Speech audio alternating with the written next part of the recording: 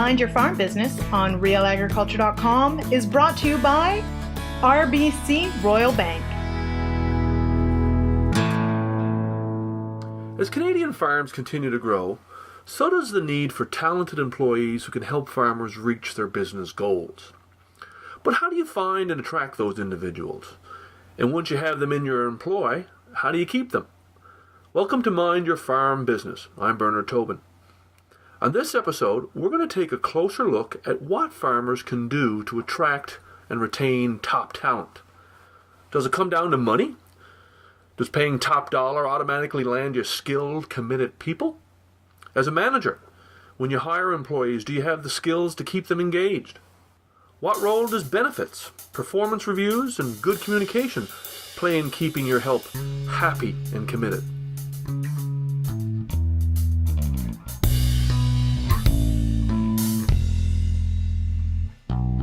Now, to talk about attracting and retaining farm employees, we're joined by Lynn Perry from Integrity Human Resources Services. Hi, Lynn. Hey, thanks for joining us on Mind Your Farm Business.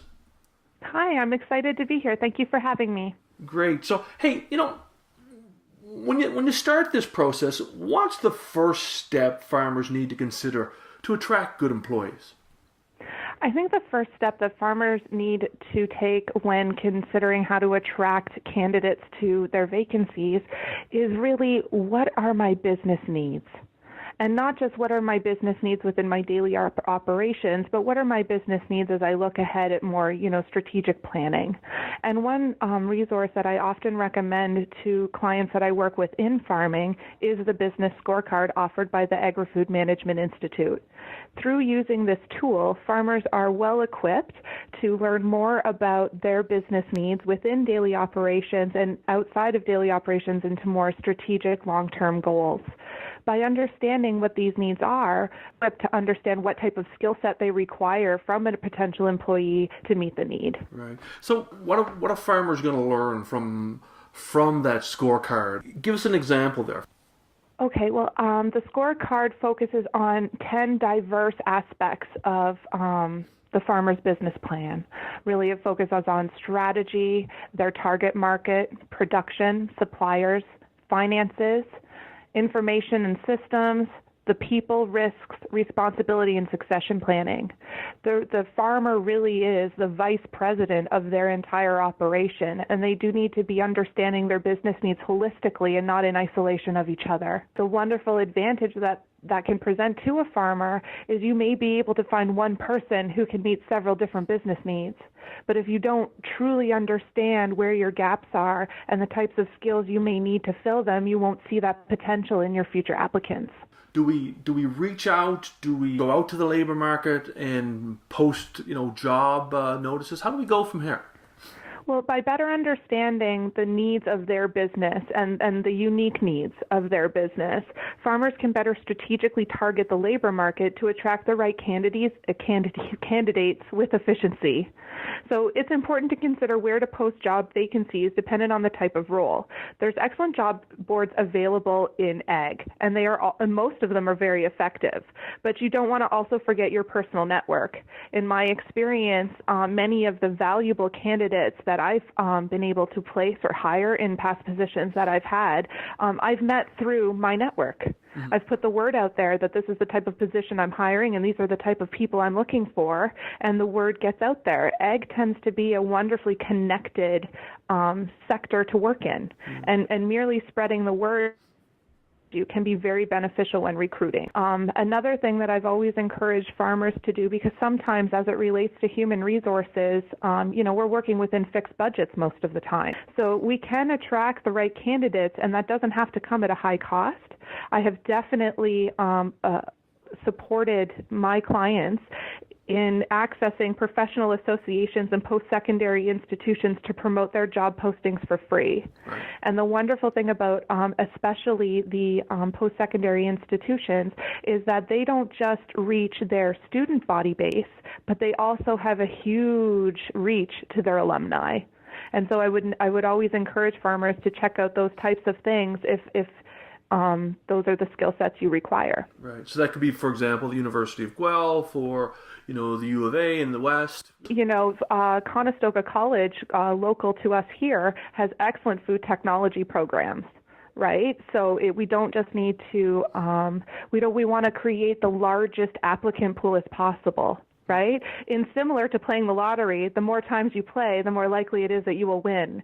In recruitment, the larger your applicant pool and the more people you have to meet and consider, the more likely you're going to find the right fit for a long-term relationship. And so I would definitely broaden outside of just university institutions and start looking at professional associations and colleges to start widening your applicant pool and maybe meeting a more diverse workforce than you're used to.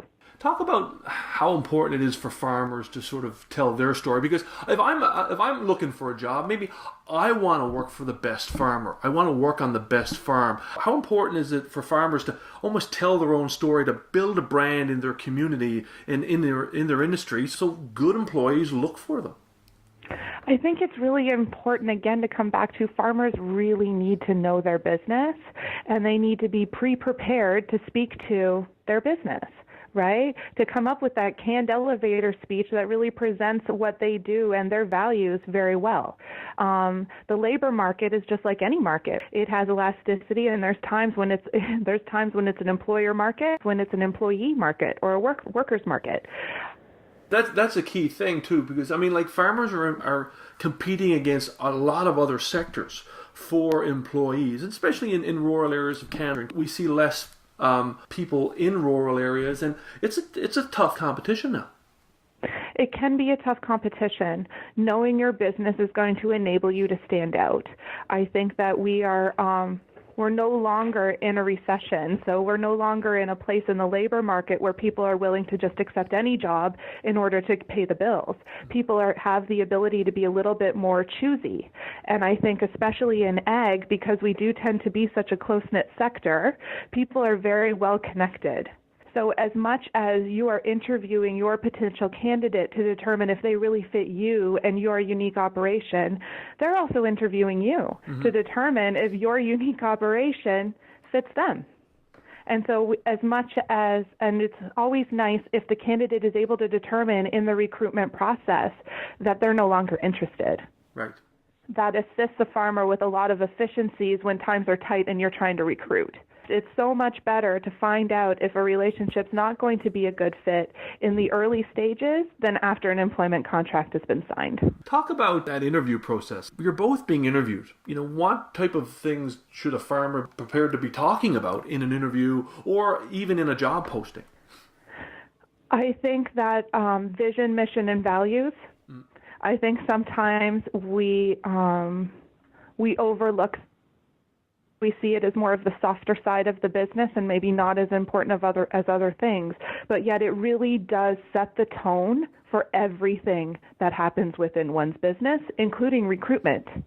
And if a farmer can determine early on what their vision, mission, and values is for their unique operation, they'll be better equipped to see if those candidates fit those visions, missions, and values. What about making employees have a sense that they're part of the decision making, they're engaging them, they're going to be asked to contribute to the success of an organization? Is that something that employees are looking for? I absolutely think that's something that employees are looking for, especially if you are hiring people who have graduated from agriculturally related programs. These are not people who are looking for jobs. These are people who have targeted agriculture as a career choice. And those people aren't many, right, which means there are a lot of jobs available to them. I think that decision-making and certain levels of autonomy within roles is really important to create engagement and a sense of real contribution in an organization or in a business operation.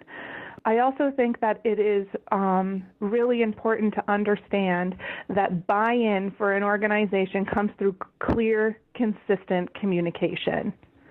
And so the reason I really wanted to highlight that is because if a farmer doesn't fully understand the needs of their business and their strategic goals, it is very difficult for them to communicate those things to their workforce. And if they are unable to communicate those things to their workforce, they will experience disengagement. We want people to feel buy-in, but buy-in comes through communication. And so really, equipping comes at the top. So farmers need to be very intentional about really understanding themselves and their business so that they are well equipped to communicate that to others. We've had a good conversation about how to attract employees. Let's talk about how to retain them. And I think the first thing that you point out is you really got to think about the fact that, people don't leave work, people leave managers. What can farmers take from that statement? It's always a sensitive conversation to navigate with my clients, right? Because agriculture tends to be this sector where people feel so much emotional buy-in into the work that they do. Sometimes it's hard to be a little bit in somebody's face and to say, your workers aren't leaving your business. Your workers are leaving you. And there's enough choice out there that workers can self-advocate in that way. Mm-hmm. And so if a farmer is having trouble holding on to employees over the longer term, over a year, for example, then the first place I would suggest they start is in a moment of self-reflection, right, and in a moment of empathy. How would I respond to my manager if my manager managed the way I do? And that goes back to our earlier conversation about engagement. It's about getting people involved, empowering them. And sometimes those are the things that managers do not do enough of. I think that managers can sometimes forget that an employment relationship is a human relationship and that there will be give and take on both sides of the relationship in order for it to be healthy. So as much as an employer has a business need they're trying to meet, and an employee is offering up their knowledge, skills, and abilities in order to save a paycheck, there will be more give and take than that moving forward. There will be moments where a manager can demonstrate things like empathy and understanding when an employee is experiencing illness or disability, for example. And it is in those higher moments of stress that a manager will truly demonstrate to their employees who we are as a business operation. And I think I would encourage farmers to take advantage of those moments to create and foster relationships as opposed to just focusing in on the business operation needs. Let's talk about benefits and incentives. Where does that fit in? Benefits are really important, and not just because people like to get compensation, and understanding benefits are really a part of your compensation plan, right? People like benefits because of the security that they present to them. Their ability to take care of their children and to take care of their family and to ensure the health and safety of those in their private lives. And I think that as an employer, farmers are at a huge advantage of being able to assist their employees to do that well. When an employee isn't worried about what's going on at home or getting glasses for their kids, an employee is more present and more productive at work. We know that's true. The data is there to support that. And so I would really with multiple employees to explore various benefit packages available to the number of employees that they have. Right. Benefits packages do not have to be sweeping costs. There is a way to work it in within a budget that you already have. There's also a way to offer group benefits at a discounted rate depending on the number of employees you have, and to share the cost with your employees. Right. Let's talk about incentives and the fact that a lot of employees are looking to sort of contribute, but actually getting rewarded for that contribution. And then I hear situations where if a hog operation, for example, you can build incentives into for the number of piglets weaned, for example. It is a little difficult to talk about an incentive program in generalizations, yeah, right? So, of course, those types of things have to be tailored to the uniqueness that will be each individual farm. What I can say from my experience is money tends to be a poor motivator. Most people are not solely motivated through money. They will be for a short amount of time, but it starts to wear thin over time. So, for example, if I receive a $5,000 bonus every Christmas, the first year I'm blown away, and the second year it's super helpful, and by the third year it just becomes a regular part of my pay that I become to expect. Mm-hmm. It no longer has that impact the way it did the first time I received it. And so I've often encouraged farmers to consider, how can you motivate your workforce from an intrinsic place? Because if you can figure out how to touch them as a human being, so to speak, then you can figure out how to motivate them ongoing. One great example of that is please and thank you. It's you did a good job. It's, hey, you pulled a couple extra hours for me on Saturday, and I know that took time away from your family. I want you to know I realize that, and I'm so appreciative of it. And to acknowledge people in a verbal way, to communicate that you see them and that you appreciate them, can be a huge motivator ongoing, and it comes at such a little cost. It's free. Yeah, and it's communication, right? Right, and most of the time it comes back to that. People don't leave work, they leave managers. How many people do we know continue to work at jobs that they dislike because they work on teams they love? And especially in farming, sometimes our work isn't easy. So we want to understand that if we can have a workforce that truly feels seen and appreciated by those who are managing them, that they will return to work day after day after day, and they'll return to work even when the money's tight. Let's talk about performance reviews, and setting those expectations that there is a process that's followed and you can expect feedback and performance review. I think the absolute best way to retain employees is to ensure very clear expectations from day one. The first way we define expectations day one with our employees is through a contract. We talk about what I'm expecting from you and what you can expect from me in return, and kind of our hours of operation and our approach around confidentiality and all of those things. The other expectation that we agree on up front is how we'll terminate the relationship. And we make that decision and we have that conversation when the relationship is good, not when the relationship is bad. Oftentimes, I see farmers hiring people without contracts, and although that's, it's dangerous from a legal perspective, it's also trying to understand that that contract is really your prenuptial agreement. It's determining that if this goes south, this is how we're going to do it.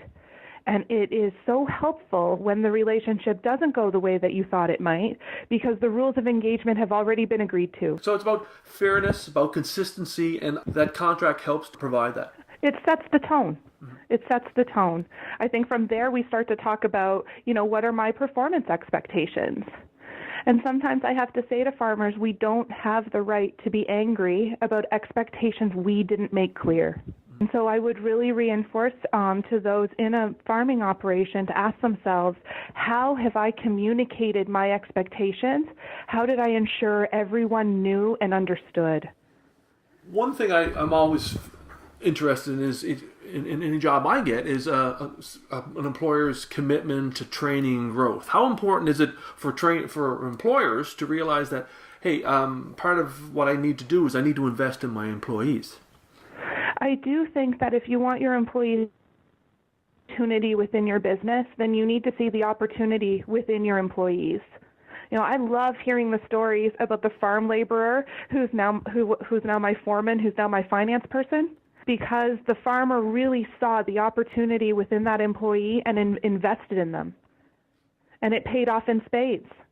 Not the subject matter, but recruitment has quite a high cost, right? It is cheaper to invest in some training for one of your employees than it is to hire a new one. So if you can be open to the possibilities of the staff you have now and invest in them in a way that not only pays off for your business need, but also communicates to that staff, I see the potential in you and I think you're worth my investment, that creates the foundation for a very long-term relationship. Now, Lynn, we can't cover all the aspects here today in about a 15-minute conversation, but you mentioned that there's some resources out there that farmers should be having a look at. The other tool that I often recommend to clients that I work with, I tend to encounter two types of people. We have those who have some downtime in their annual cycle, and they like to take advantage of that by focusing on their business needs, and they would like a lot of independence in that way. And for those clients, I recommend that they check out the Canadian Agriculture Human Resources Council. They offer an agriculture HR toolkit. And the toolkit will really walk a farmer through step by step by step on how to create, implement, and maintain legally defensible human resources. So not only would the farmer be well equipped to manage their own HR, they know they're assured of legal compliance in an area that may not be their expertise. Now, the other type of sorry? Go ahead. Oh, type of client that I encounter are those who don't have any downtime in their annual cycle, right? We often will see that, for instance, in horticulture, where we have greenhouse operations operating around the clock, and they really don't have that downtime in their year. They're very pressed for time. I really encourage those people to reach out to consultants like myself. We can come in and be very cost effective. You can pay us for a project, and then we're not on your payroll. You're not responsible for us. And also, we can save you an incredible amount of time while easing you to know that you are legally compliant. Well, hey, Lynn, really appreciate you taking the time to join us today. As I say, we've just scratched the surface, and we wanted to focus, obviously, on attracting and retaining, and there's so many other aspects of human resources, and we'll look forward to having you back on Mind Your Farm Business in the future. Thank you so much for having me, Bernard. It's been my pleasure. With that, we'll wrap up another episode of Mind Your Farm Business. Lynn, I want to thank you for taking your time to share your insights on attracting and retaining employees. We also want to thank our sponsor, RBC Royal Bank, for helping make this program happen. Stay tuned for another episode of Mind Your Farm Business in the weeks ahead.